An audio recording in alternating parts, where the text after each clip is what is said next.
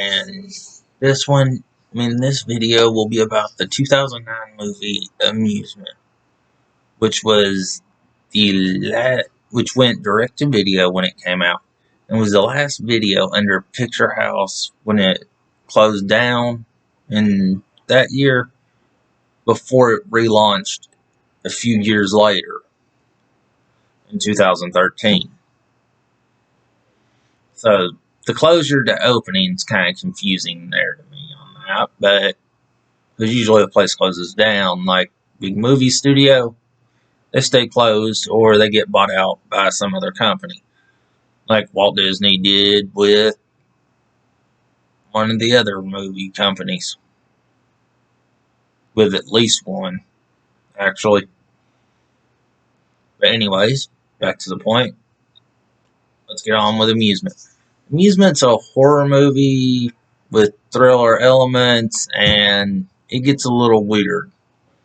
It's one of those where you gotta go from the prologue to the end to get the connection to find out everything. But at the same time, it interweaves the stories together. So it comes together at the end to make sense of everything. So you can't just get through like a traditional horror. So you can't just skip through like most horror movies and say, oh, okay, you know how this goes.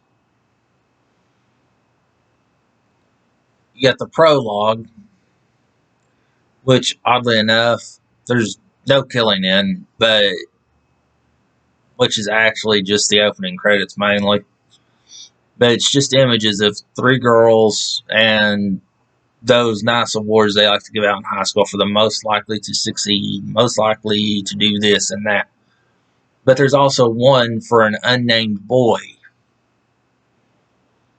that says most dangerous.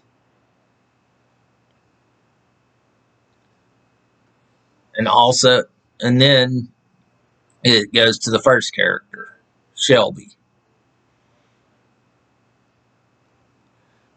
Now, this one starts off with her in a car with her boyfriend, and they're driving. Well, he's doing the convoy role, as they call it in the movie, which is where you get behind a truck. You have so many cars in line. Then you do like the signaling process to let them know if there's like cops ahead or some turn that's dangerous, something like that.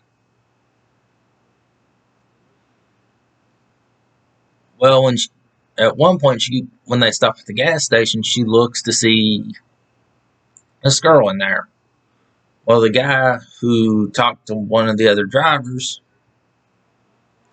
who had talked to that guy driving the truck, said that he had said there was nobody in the truck but him. Well, while driving, the girl throws herself out the truck and hits the window of Shelby's car. And it turns into a whole big scene of who's the killer in this scene.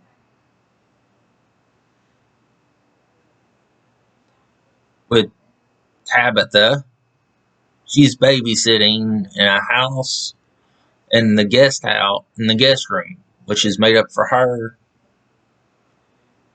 in which she's allowed to sleep in if she wants. Has a lot of clowns, particularly one life-size one that sits in the corner.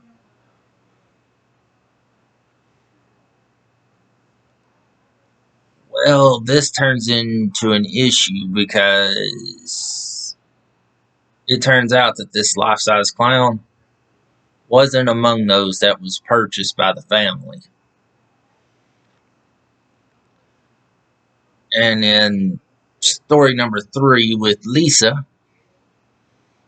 one of her friends has supposedly went to this hotel to stay and been gone too long, so her and her boyfriend went looking for him. Well, the boyfriend disappears after a while, and she gets worried. She goes in, looks for him, finds they have a unique betting system. And then, in the end, the final part of the film is actually the connection, where it wraps all three of the characters up, as well as the prologue, and shows how they are connected with the killer in particular. But it does make sense, and it makes things interesting. This film, I first read the summary for it. I was like, okay, this just sounds like standard law type material. It might be a B-rated horror film at best. I was actually surprised. And I'm actually surprised it made it to just direct to video rather than actually being in theaters. It was as good as it turned out. And I recommend, if you can find it, watch it.